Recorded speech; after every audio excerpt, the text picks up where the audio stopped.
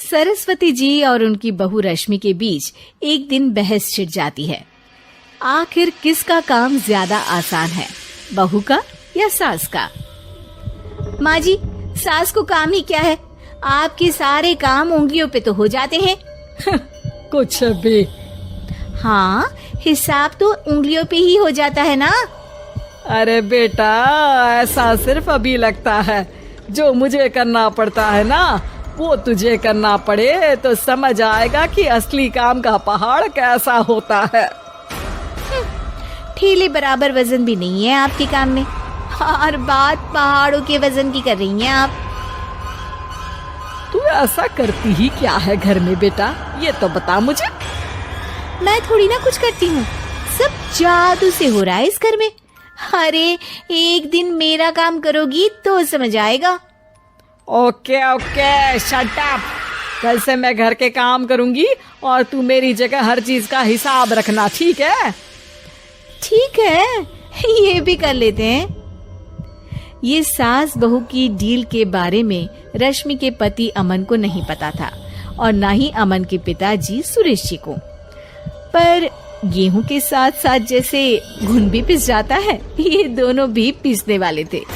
सुबह अमन उठकर रेडी होता है ऑफिस जाने के लिए, तो पता है उसके कपड़े नहीं निकले हुए हैं। अरे रश्मि, तुमने मेरे कपड़े नहीं निकाले? अपनी माँ से पूछो ना, उन्हीं का काम है ये। अमन अपनी माँ के पास जाता है। अब मेरे कपड़े आज आप देने वाले हो क्या माँ? हाँ, देना तो मुझे ही चाहिए, पर तेरी बहू ने कपड़े धोने ही नहीं डाले, तो कोई भी धुला हुआ कपड़ा नहीं है बेटा। हैं? ऐसा क्यों? कपड़े तो धोने आप ही देते हो ना माँ? अरे बहू ने तुझे बताया नहीं, अब हम अदल बदल गए हैं। मैं अब बहू और तेरी बीवी सास। अमन परेशान हो गया। वो बिना इस्त्री के कपड़े पहनकर ऑफिस चला गया। सरस्वती जी अपने घुटने के दर्द के कारण झुककर घर साफ नहीं कर पा रही थी और ना ही खाना बनाना याद रख पाई। उधर रश्मि पहले ही दिन घर की चाबी घुमा चुकी थी और 300 रुपए का हिसाब अलग नहीं मिल रहा था। पर दोनों का ही घमंड कैलाश पर्वत से भी बड़ा था और दोनों ही खेमे एक दूसरे की बात मानने को बिल्कुल तैयार नहीं थे। शाम को जब सुरेश जी और अमन खाना खाने बैठते हैं तो सरस्वती जी उनके सामने गाजर और पपीते लाकर रख देती हैं। अरे माँ, ये क्या है? ख्याली पुलाव के साथ सलाद। माँ जी खाना बनाना भूल गई लगता है। अरे एक एक चमन्नी का हिसाब है मेरे पास, खाना बनाना कैसे भूल जाऊंगी? ये तो मैंने पढ़ा था कि फल फ्रूट खाने से सेहत अच्छी रहती है, इसीलिए ये ले, एक फल खा ले। रात को सुरेश जी और अमन अपनी मीटिंग बिठाते हैं अकेले में। बाबूजी, इनकी लड़ाई के कारण ना हमें ठीक से खाना मिल रहा है, उल्टा घर के सारे काम रुक गए हैं। हाँ बेटा, 2 भैंसों की लड़ाई में बेचारे खेत के पौधों का भी नुकसान हो रहा है। पर पापा, क्या बताऊँ आपको, मैंने माँ को इस महीने की 2 तारीख को बिजली के बिल के पैसे दिए थे। आज बिल भरने के लिए मांगने गया तो पता चला कि रश्मि उन पैसों से गैस सिलेंडर ले आई। अच्छा, तो सिलेंडर के पैसों का क्या हुआ? अब सिलेंडर के तो कोई पैसे नहीं थे बाबूजी, हमारे घर पर गैस की पाइपलाइन लगी है ना।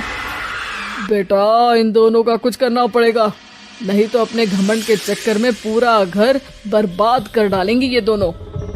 अमन और सुरेश जी काफी सोच विचार के बाद एक निष्कर्ष पर पहुंचते हैं।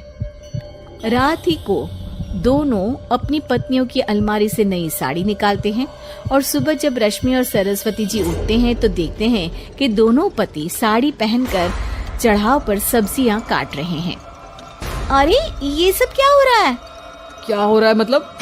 आप दोनों अदल बदल हो सकते हो तो हम क्यों नहीं? अरे क्या मतलब? नहीं नहीं, मेरी भी बचपन से किसी की बहू बनने की इच्छा थी, तो आज से सरस्वती तुम बड़ी बहू, मैं मिडल बहू और अमन छोटी बहू। अरे लेकिन सब घर पर बैठ जाएंगे तो कमाएगा कौन? ये घर कैसे चलेगा? अब वो तो भैया या बाकी लोग जाने, अब हमने भी अदल बदल कर ही लिया है तो कुछ नहीं हो सकता। रश्मि और सरस्वती जी को समझ में आ जाता है कि उन दोनों की आपस की डील की वजह से इन दोनों को बहुत तकलीफ हो रही है और उनके ईगो ने दूसरों को कितनी यातनाएं दी है।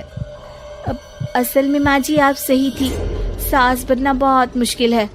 अरे हाँ बेटा, और तू भी, मुझसे तो नहीं हो पाया सब घर के काम, वापस बदल ले क्या? हाँ हाँ बिल्कुल माँ जी, और अब आप दोनों भी बदल लीजिए, कोई आ गया तो आप दोनों को देखकर क्या सोचेगा। अच्छा है, आप दोनों के समझ में ये बात तो आई, मैं फटाक से कपड़े बदल लेता हूँ। अरे रुक जा बेटा, एक फोटो ले लेती हूँ तेरी, मेरी बेटी होती तो तेरे जैसी ही दिखती साड़ी में। और मेरा फोटो नहीं लोगी?